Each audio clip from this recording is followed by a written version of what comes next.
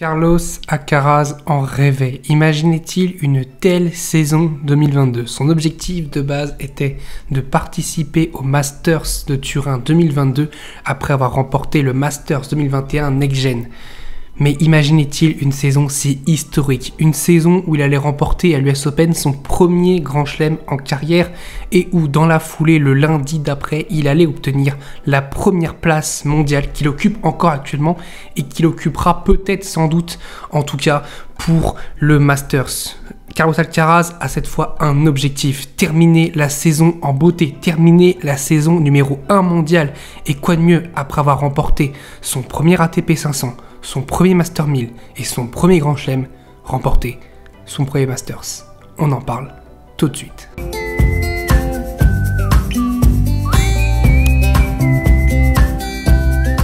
Salut à tous, je suis très heureux de vous retrouver pour une toute nouvelle vidéo suite de la série En route vers Turin. Après Novak Djokovic, on va maintenant s'attaquer au numéro 1 mondial et c'est surprenant, est-ce qu'on s'attendait à un tel numéro 1 mondial en cette fin de saison?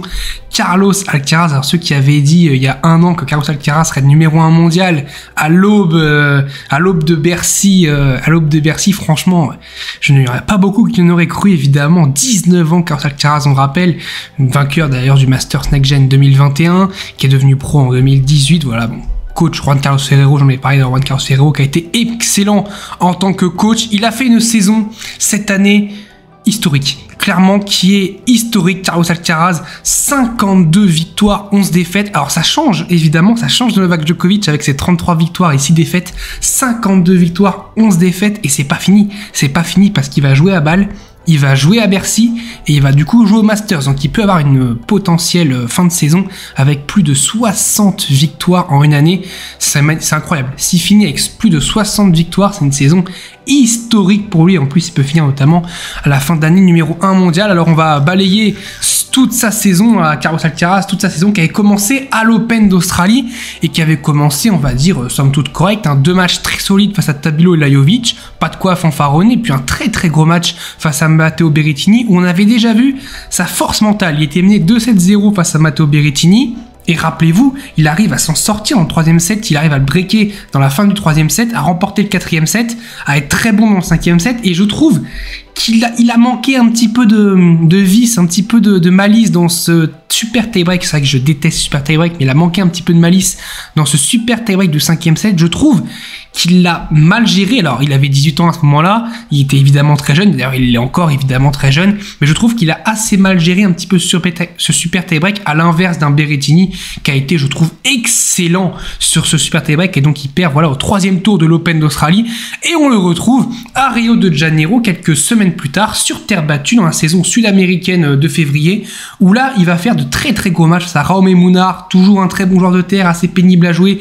Il va aller le chercher en 3-7. Federico Delbonis, le gars qui ne gagne des matchs que sur terre battue, donc évidemment très dur à jouer, il a été le chercher. Matteo Berrettini, la revanche face à Matteo Berrettini, très compliqué puisque c'est un match qui s'est joué je crois sur 2 jours, donc il y avait un temps catastrophique à Rio cette année-là, donc c'était vraiment catastrophique et il a arrêté le chercher ce match-là. Fabio Fognini en demi et Diego Schwartzman en finale.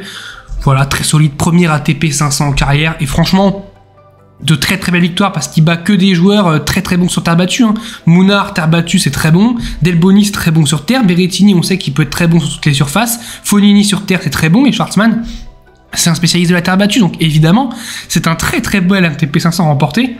Il y a de très très belles têtes d'affiche battues. Il continue, bon ça c'est les qualifs pour la Coupe Davis, on s'en fout de la Coupe Davis. Indian Wells c'est là qu'il va commencer vraiment à vraiment encore plus exploser, puisqu'il bat voilà Mackenzie McDonald, il écrase Roberto Bautista Agut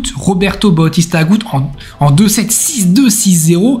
Il bat Gaël Monfils qui avait battu numéro 1 mondial Daniil Medvedev juste avant, 7-5, 6-1, un premier set très serré, puis après il déroule dans le deuxième, physiquement il l'a écrasé. Il bat Cameron Norrie en quart de finale, et en demi-finale il arrive face à Rafael Nadal, match rappelez-vous dantesque avec des conditions assez il y avait du vent de partout, et puis il fait un très bon match face à Nadal qui perd malheureusement pour lui en 3-7, 6-4, 4-6, 6-3, voilà. Mais on a déjà un Alcaraz qui montre qu'il n'a pas peur de Rafael Nadal. Déjà premièrement, c'est déjà très très bien de montrer ça, et qui montre qu'il peut avoir de très très belles perfs aussi en Master 1000, et il va la semaine d'après montrer que la perf en demi-finale, et bah c'est rien par rapport à ce qu'il peut faire derrière. Fucsovics battu en 2-7, Marin Cilic battu en 2-7, Stefanos Tsitsipas battu en 2-7, Miomir Kekmanovic qui est pour moi l'un des meilleurs matchs en Master 1000 cette année, franchement il est dans le top 10 voire top 5 des matchs en Master 1000 cette année parce que ça a été un super match ce Kekmanovic Alcaraz, franchement si vous pouvez le revoir vite fait, franchement faites-le parce que ça a été vraiment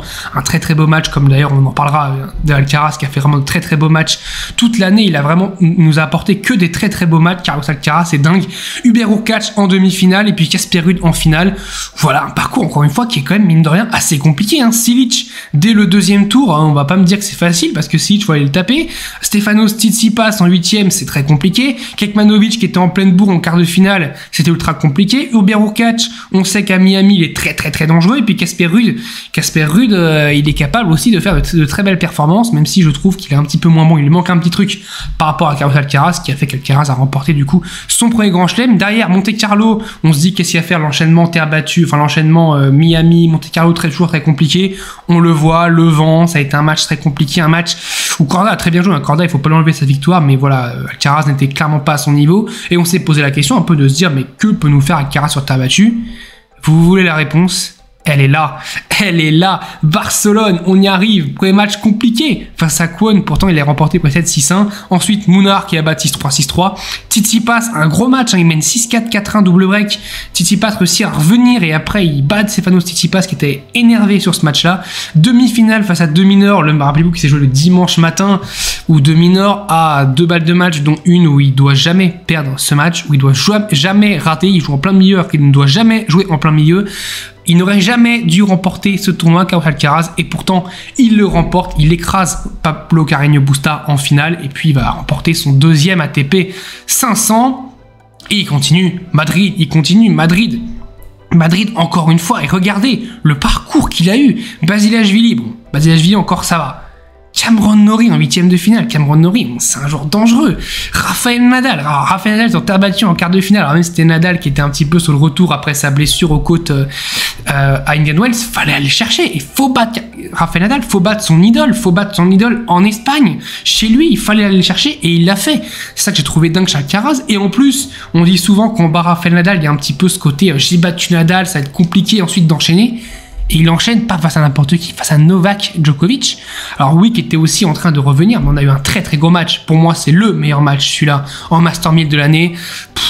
6-7, 7-5, 7-6, un match de dingue, parce que le match, Djokovic peut le gagner comme Alcaraz peut le gagner, comme Alcaraz l'a gagné. Et puis voilà, et puis la finale, je m'attendais à une très belle finale, et puis au final, il n'y a pas vraiment une finale, Zverev, qui s'est un peu écroulé parce qu'il a fini 2 matchs avant à 1h du matin. C'était assez compliqué niveau horaire, franchement c'était assez terrible ce qu'avait fait la programmation à Madrid. Mais voilà, Alcaraz qui n'a pas démérité encore une fois ce Master 1000, son deuxième Master 1000 de la saison, 2 ATP 500, 2 Master 1000, le compte est bon. Et ensuite, il ne fait pas Rome parce qu'il se préserve, il s'était fait mal à la cheville, rappelez-vous, face à Rafael Nadal justement à Madrid. Il arrive direct pour Roland Garros, premier match, on se dit qu'est-ce qui va se passer, Londero, ça se passe très bien, et puis deuxième match face à Albert Ramos-Jonas qui a une balle de match et il va encore une fois un match qu'il aurait dû perdre, encore une fois il va aller le gagner. C'est ça que je trouve dingue chez Alcaraz, c'est qu'il y a beaucoup de matchs où dans le scénario, dans le contexte du match, il doit perdre ce match et il va réussir avec sa force mentale à aller chercher la victoire. C'est ça qui m'a vraiment le plus sidéré chez lui. Ensuite, Korda, il avait perdu à Monte Carlo, on se disait attention, la petite revanche. Il l'écrase, 6-4, 6-4, 6-2. Kachanov qui a fait un gros match face à Norrie, il l'écrase, 6-1, 6-4, 6-4. Et ensuite, Zverev, il gère un peu mal ce match. Il gère mal les 2 premiers sets notamment. Ensuite, le tie-break du 4e est un chef-d'œuvre. Le tie-break du 4e est vraiment un des plus grands tie-breaks de la saison. Ça a été vraiment un très très haut niveau dans ce 4e set. Mais Zverev, vraiment, voilà, Zverev qui a fait un super Roland Garros, faut pas oublier que Zverev, s'il se pète pas la cheville, on sait pas ce qu'il fait face à Rafael Nadal. On sait pas ce qu'il peut faire face à Rafael Nadal. Donc en tout cas, car à Roland Garros, C'est un bon résultat, deuxième quart en Grand Chelem. C'est vraiment un bon résultat. Pour certains, c'était insuffisant. Mais pour un gars de 19 ans, quand même, fallait quand même applaudir Roland Garros, fallait quand même applaudir Carlos Alcaraz. Et ensuite, on ne le voit pas avant Wimbledon. On dirait vraiment un parcours à la Djokovic en termes de programmation de calendrier. Je trouve plutôt bien. D'ailleurs, après, je trouve qu'il a un petit peu moins bien géré son calendrier. Face à Wimbledon, compliqué. Le premier match, là, je trouve vraiment très très compliqué. Encore un match dans le contexte qu'il doit perdre. Il le gagne. Il va en 8e. Yannick Sinner, match où Sinner est impressionnant. Il peut perdre en 3 sets. Il arrive à aller chercher le 3e set au mental. Et puis il perd ensuite dans le 4e set. Mais voilà, je trouve qu'il a été vraiment plutôt fort mentalement dans ce set. C'est un petit peu, on va dire, dans la gestion du début de match où il n'a pas été foufou. Et il est très vite mené de 7-0. Donc voilà, Sinner qui a très très bien joué. Et on l'a vu d'ailleurs, Sinner qui juste après, mène 2 jours après, mène 2-7-0 face à Novak Djokovic. Avant de perdre. Ensuite, on le retrouve à Hambourg, à la saison un petit peu bizarre. La saison s'est abattue un petit peu en juillet. Où là, il va faire un tournoi somme toute correct. Un match compliqué face à Kuhn, mais ensuite c'est quand même correct. Et face à Musetti, il y a ce match où encore une fois, il sauve des balles de match dans le 2e set. Je me dis, il va encore nous refaire le coup. Il va encore aller chercher la victoire. Il perd quand même ce match en finale. Première finale qu'il perd en carrière face à Musetti. C'est un événement, mine de rien. C'est un petit événement pour Lorenzo Musetti, qui va du coup chercher Carlos Alcaraz. Et ensuite, il va récidiver une défaite en finale face à Yannick Sinner à Umag. Là, j'ai pas compris pourquoi il a joué Umag. Si on regarde bien, c'est son premier ATP 250 de la saison. Je comprends pas trop pourquoi il l'a joué. Alors, ok, il était en du titre. Peut-être pour ça, peut-être qu'il avait des garanties. Je comprends pas trop parce qu'on voit que physiquement il est cramé à la fin, il prend 6-1, 6-1 dans les 2 derniers sets. J'ai pas trop compris pourquoi il a fait au mag. C'était un petit peu là, c'est un peu la partie voilà où Alcaraz a un petit peu baissé, un petit peu on sent de niveau. Il perd au premier tour de Montréal face à Tommy Paul. Alors Tommy Paul qui a très très bien joué. Il perd ensuite en quart de finale de Cincinnati face à Cameron Norrie, ça va être encore un super match contre Cameron Norrie. Et là, il arrive à l'US Open, il est pas dans la meilleure des confiances, hein. C'était plutôt à Roland Garros où il était dans la meilleure des confiances. Il est un peu moins attendu. Et bizarrement, c'est là où il va faire le plus grand résultat de sa carrière. 7-5, 7-5 face à Sébastien Baez. Match impressionnant face à Coria, impressionnant face à Brooksby. Et ensuite, le marathon débute. Marin Cilic, 5-7, très compliqué. Sinner, 5-7, où il sauve, je rappelle, une balle de match. Sinner aurait pu empêcher tout ça. Alcaraz aurait pu ne jamais être numéro 1 mondial, en tout cas pas cette année. Il n'aurait pas remporté le Grand Chelem cette année. Ça s'est joué à 1 point. Ça s'est joué à rien du tout face à Yannick Sinner. Et ça aurait pu être Sinner qui, à la place, aurait remporté son premier Grand Chelem et serait là, du coup, qualifié pour le Masters. Il aurait empoché beaucoup de points en plus. On ne peut pas refaire l'histoire. Ensuite, face à Frances Tiafoe, match de dingue encore en 5-7 où il perd 2 tie-break parce que Tiafoe en tie-break, il est invincible. Il perd plus un seul tie-break depuis très très longtemps. Et puis en finale, face à Casper Ruud, on a l'impression que physiquement, il est mort. Dans le 3e set, il est en dessous de Casper Ruud et pourtant, il va le chercher dans la tronche. Et c'est ça que j'ai trouvé... J'ai pas les mots pour Carlos Alcaraz. J'ai fait plein de vidéos sur lui cette année. Vous pouvez les revoir. Mais voilà, je dis que Carlos Alcaraz a été impressionnant cette année. Et ensuite... encore un petit peu de questionnement sur son calendrier. Voilà, il fait la Piquet Cup, là, la Coupe Davis, voilà, face à Félix où il perd, face à Kwon, où il gagne. Ensuite, il perd au premier tour d'Astana. Je sais pas pourquoi il est parti faire Astana contre David Goffin. Et puis voilà, on ne l'a plus vu depuis Astana, donc depuis quelques semaines. On va le revoir là très vite à Bâle. Il va, je pense, faire sa préparation pour le Masters. Bâle, Bercy. Je pense que Bercy va être un objectif pour lui parce que voilà, évidemment, c'est un Master 1000 et les Master 1000, c'est quand même un tournoi à ne jamais dénigrer. On sait que Nadal et Djokovic les jouent un petit peu moins et pensent plus à ces Master 1000 comme des tournois de préparation pour les grands chelems plutôt que pour vraiment un tournoi à aller chercher. Mais Alcaraz, il n'est pas dans cette optique-là. Lui, il veut tout rafler. Donc, s'il peut gagner Bâle, Bercy et le Masters, évidemment, il va le faire. Évidemment, ces 2 objectifs pour moi cette année, c'est d'aller remporter Bercy et d'aller remporter le Masters. Est-ce qu'il peut faire les 2 ou un des 2? Alors, les 2, je pense pas. Je pense pas qu'il puisse gagner et Bercy et le Masters. Faire un des 2, pourquoi pas? Je vois bien aller chercher Bercy. Ça dépendra du tableau, évidemment. On parlera du tableau de Bercy quand il sortira.